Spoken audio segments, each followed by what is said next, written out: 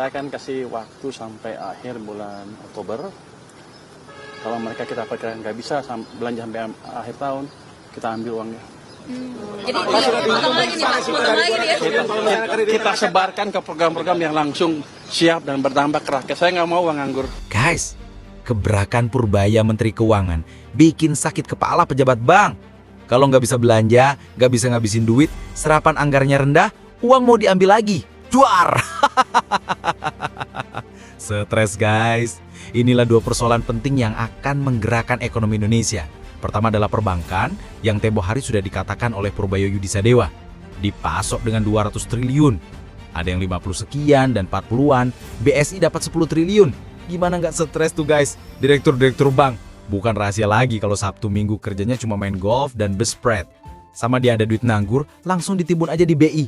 Tahu-tahu dapat uang margin. Kayak gitu kerjanya guys, direktur-direktur bank. Mana gajinya gede lagi.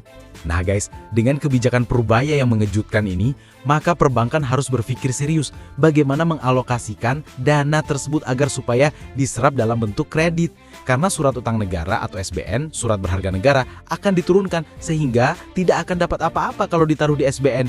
Baru bisa bagus kalau dialokasikan di dalam kredit. Karena kalau ke dalam kredit, maka orang yang diperbankan akan bekerja. Semua tergantung pada skala kredit yang mau disalurkan. Yang gede, sedang, dan lainnya. Kalau sampai ada persoalan hukum, maka akibatnya dipenjarakan.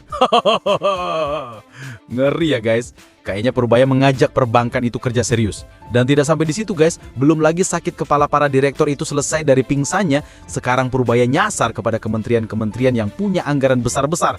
Disasar juga. Kenapa sarapan anggarannya kok rendah banget? Padahal tinggal belanja saja, program juga sudah dibikin, tinggal dibelanjakan. Dan itu akan didampingi oleh Purbaya. Dan kalau sampai akhir tahun masih nggak bisa juga, maka duitnya mau diambil. Mampus nggak tuh guys? Dan kalau sampai itu terjadi, biasanya untuk anggaran berikutnya akan diturunkan. Nggak bisa pulih lagi. Nah inilah luar biasanya Purbaya. Kenapa nggak dulu-dulu kita punya menteri ekonomi kayak gini? Kenapa kita dikasih Sri Mulyani yang hanya bisa menindas rakyat? Para pengamat juga kadang-kadang kurang cerdas. Dianggapnya Sri Mulyani menjaga stabilitas fiskal, rupiah, dan macam-macam. Blegedas. Tapi ekonomi mau runtuh begini. Kenapa nggak seperti Purbaya ini yang sudah memiliki track record? Pernah dipakai pemerintah Jokowi saat COVID-19. Saat itu pemerintah mengambil gagasan dari Purbaya. Maka akhirnya ekonomi bergerak naik kembali. Dan memang gaya cowboynya Purbaya ini menunjukkan bahwa dia punya kapasitas. Bahkan sekarang menjadi kegandrungan anak-anak muda. Wartawan sempat-sempatnya bertanya begini guys. Gimana Pak kata-kata hari ini untuk anak-anak muda yang mulai bisnis? Bagaimana mengatur manajemen anak-anak Gen Z? Jadi kayak selebritis. Mungkin menteri-menteri lain juga ingin dikerubuti seperti itu diwawancarai. Guys, Purbaya ini kan sebetulnya tidak ingin, tetapi mungkin karena genuinnya cara berpikirnya dan keberaniannya. Kalau presiden itu keliru, dia akan katakan keliru. Kalau presiden mau membunuh rakyatnya, dikatakan presiden membunuh rakyatnya dalam pengertian kebijakan ekonomi. Dan ketika presiden feodal yang pinginnya bisa disanjung-sanjung, ya sudah cari yang lain saja, aku ada kesibukan lain. Nah itu guys, tampaknya prinsip yang dipegang oleh Purbaya. Tetapi kalau presidennya mau mendapatkan pemahaman yang sesungguhnya, maka undang kami. Wah keren ya guys. Berbeda dengan Sri Mulyani, menjilat melulu dan menindasnya kepada rakyat. Syukurlah Prabowo berani mengambil resiko dengan mendepak Sri Mulyani, terlepas itu kemauan mundur Sri Mulyani ataupun tidak. Tapi yang jelas kalau masih dia menterinya, ngeri ini rakyat. Karena yang disuarakan Sri Mulyani itu hanya satu saja, APBN masih kurang, pajak belum cukup, pajak akan ditingkatkan. Setelah itu akan dikerahkan aparat keamanan untuk mendampingi para petugas pajak.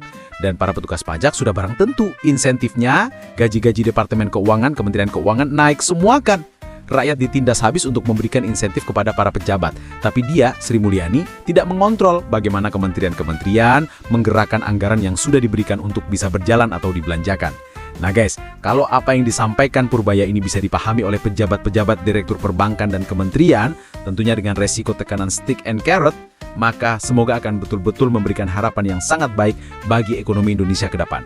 Dan memang indeks saham gabungan dalam 5 hari terakhir hijau terus. Nggak pernah tidak hijau. Kalau awalnya itu sempat turun, tapi sekarang sudah recovery. Bahkan kemungkinan minggu depan akan naik kepada rekor baru.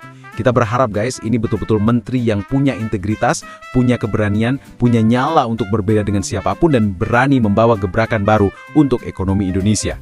Sekian guys, analisa kali ini. Salam!